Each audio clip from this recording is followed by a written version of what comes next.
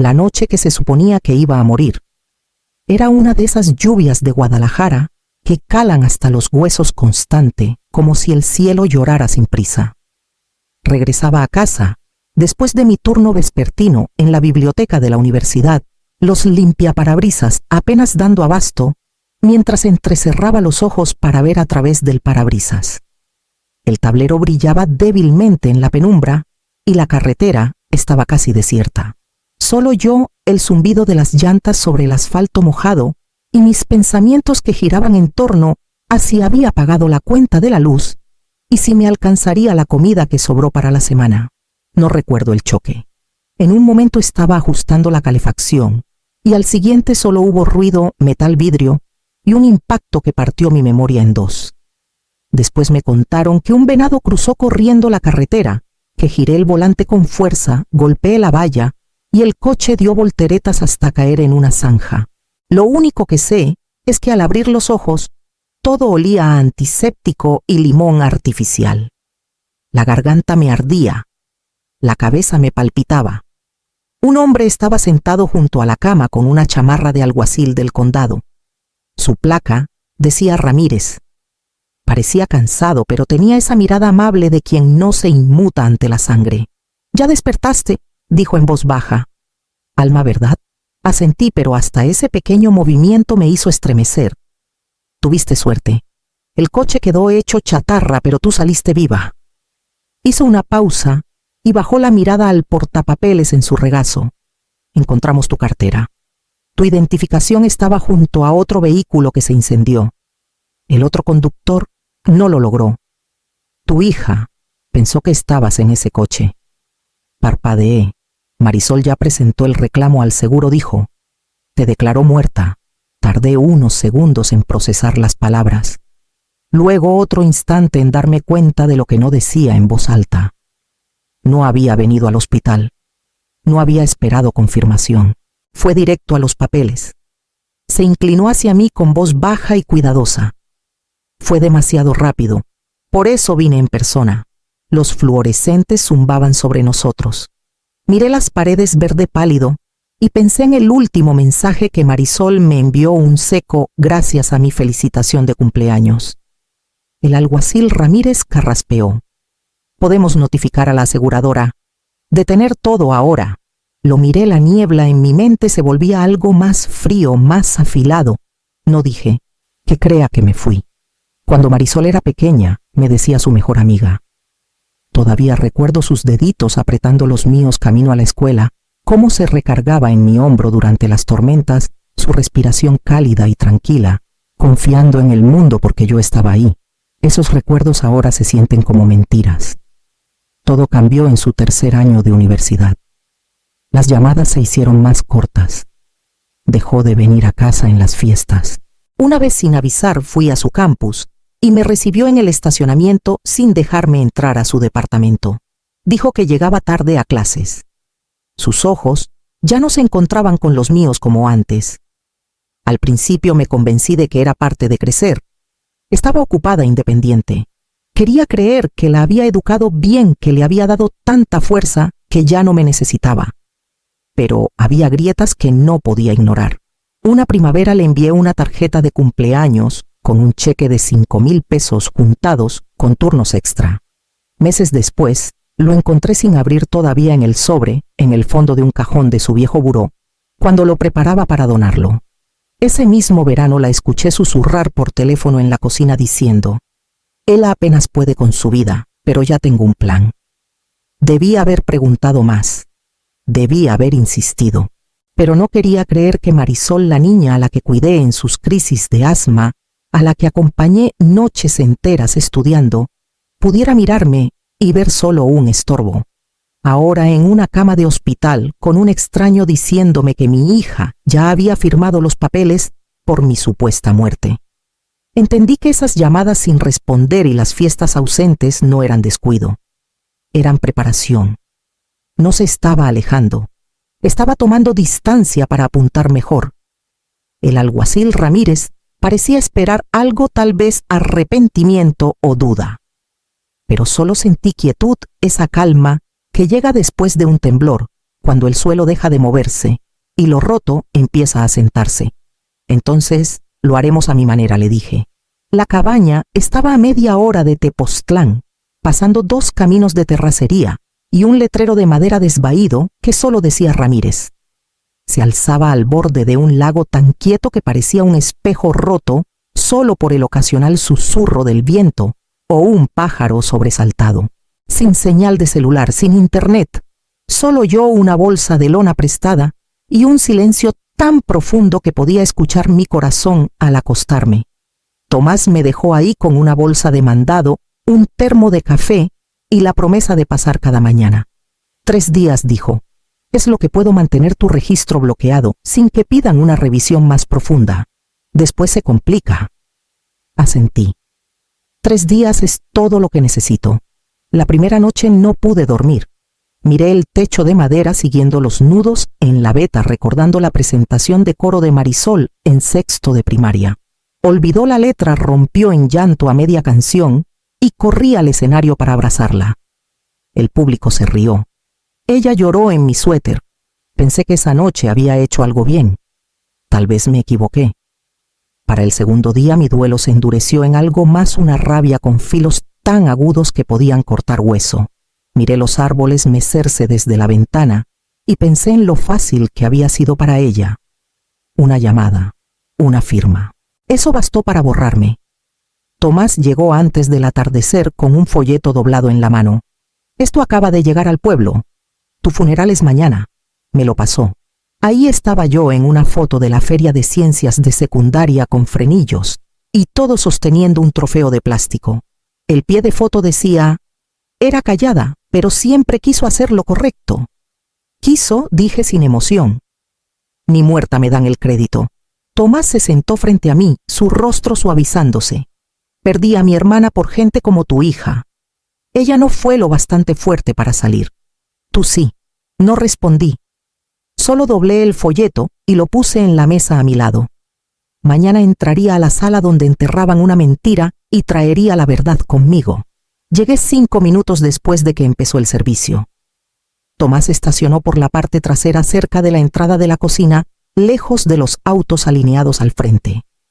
Llevaba lentes oscuros demasiado grandes y un saco azul marino prestado de la exesposa de Tomás. Nadie me miró 2 veces cuando entré por la puerta lateral y tomé asiento en la última banca lo bastante lejos para que mi respiración no agitara el aire a su alrededor.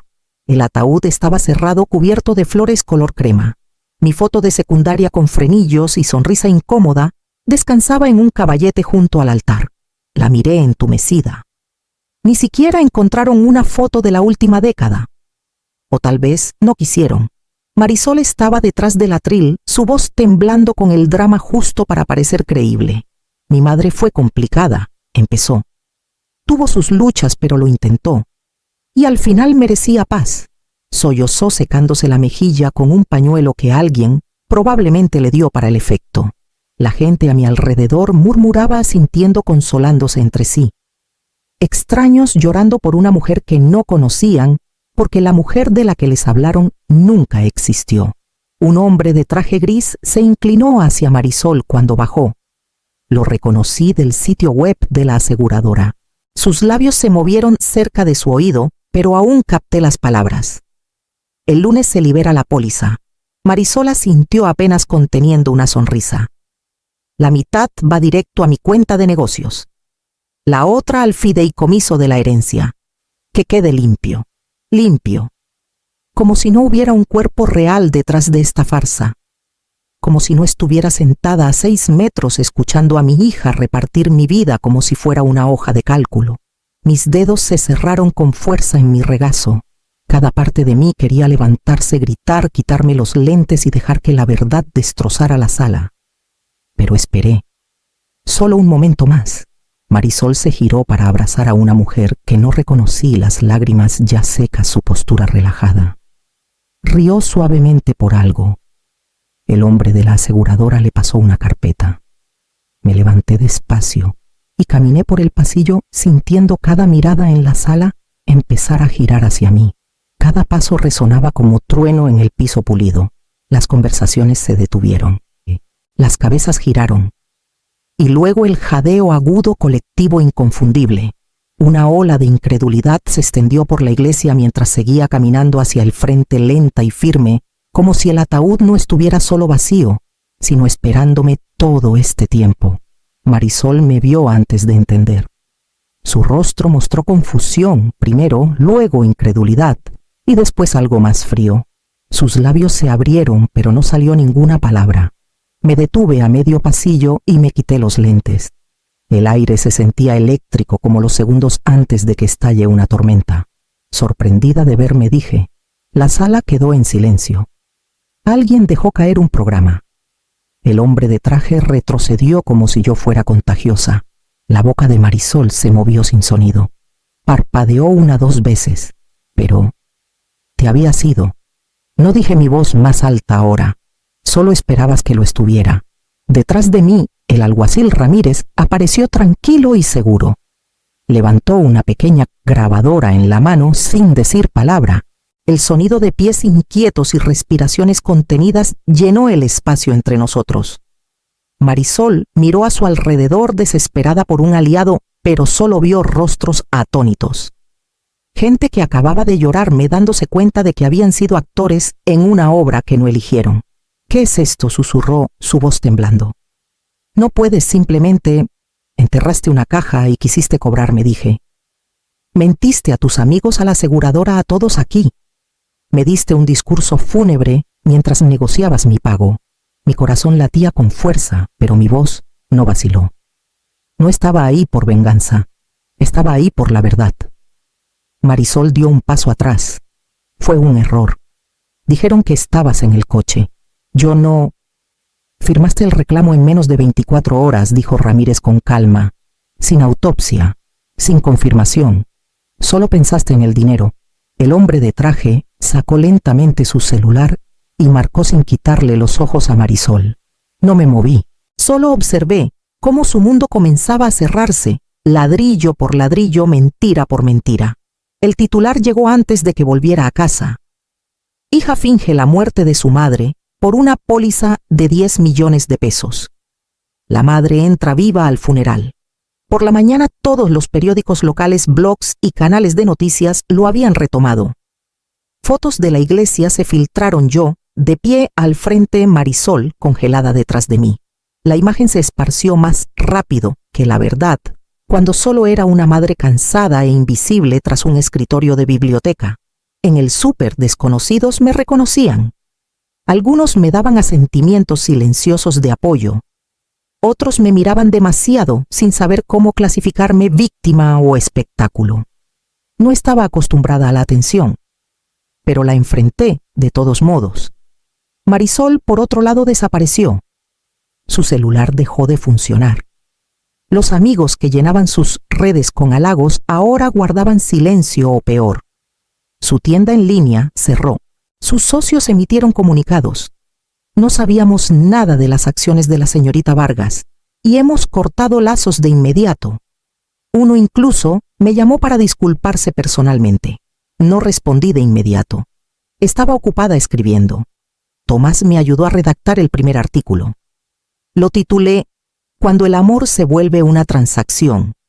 ¿Cómo se siente valer más muerta que viva? Se publicó en el diario estatal la semana siguiente. Escribí sobre las pequeñas cosas, cumpleaños olvidados, tarjetas sin abrir como Marisol dejó de decir mamá, y empezó a usar ella cuando hablaba de mí en público. No la nombré. No hacía falta. Otras madres me escribieron. Una mujer de Chihuahua dijo que su hijo vació sus ahorros. Una enfermera jubilada en Yucatán contó que su hija no le hablaba desde que dejó de firmar como codeudora de sus tarjetas. No buscaban avergonzar a sus hijos. Solo querían ser vistas, saber que no estaban solas. El ruido creció, pero en medio de él encontré claridad. Marisol me había enterrado de más formas que una. Pero la parte de mí que intentó borrar la que aún creía en mi valor volvía a respirar. Y respirar era solo el comienzo. La sala del juzgado olía a madera barnizada y nervios. Marisol estaba sentada frente a mí, con un traje azul marino impecable, el cabello alisado, el rostro ensayado en remordimiento. Su abogado la pintó como una hija en duelo atrapada en un error burocrático. Creía que su madre había muerto. Actuó rápido por el shock, por amor. No dije nada mientras hablaba. Solo observé a Marisol sentir lentamente el temblor practicado en su labio casi convincente. Cuando fue mi turno me levanté con manos firmes y di la verdad. Hablé del folleto del funeral, de la conversación escuchada, de los cálculos hechos en segundos, como si fueran términos de negocio. Luego saqué la carta de mi bolsa. Estaba en su papelería fina, la que usaba para notas de agradecimiento en sus eventos de networking, fechada 6 meses antes del choque. La tinta estaba algo desvaída, pero las palabras seguían afiladas. Si algo le pasa, todo es mío. De todos modos, no sabría qué hacer con el dinero. Está mejor en mis manos. La sala cambió. No miré a Marisol. No hacía falta. El silencio a su alrededor decía suficiente.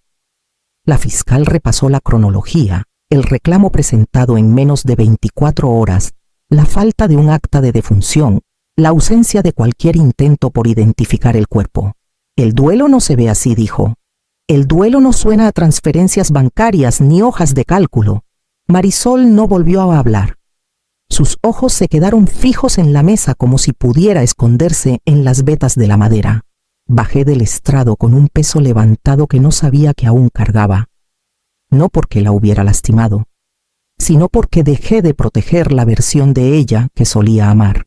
Cuando el jurado salió, Tomás me apretó el hombro. Hiciste lo que tenías que hacer. Asentí, la mirada fija en la silla vacía donde Marisol había estado. Y lo que tenía que hacer ahora era dejarla ir. No fui a la sentencia. Sabía lo que diría el juez, palabras como restitución, fraude, intención. Pero ningún año o término legal podía traducir la verdadera sentencia que ya habíamos cumplido entre nosotras. En lugar de eso, manejé al Parque de las Águilas, el que tiene el estanque de patos y el resbaladero torcido que Marisol amaba a sus 5 años. Veníamos después de los hot cakes de los domingos, sus zapatitos golpeando el camino, mientras corría adelante, siempre volteando, para asegurarse de que yo seguía ahí. Me senté en la misma banca, donde esperaba, mientras ella alimentaba a los pájaros con migajas. La madera estaba más gastada ahora, como yo. Una parte de mí había guardado la esperanza de que bajo la frialdad, el silencio, las mentiras, mi pequeña seguía viva. Que tal vez la mujer que presentó ese reclamo solo estaba enojada, perdida, necesitada de algo que no supe darle.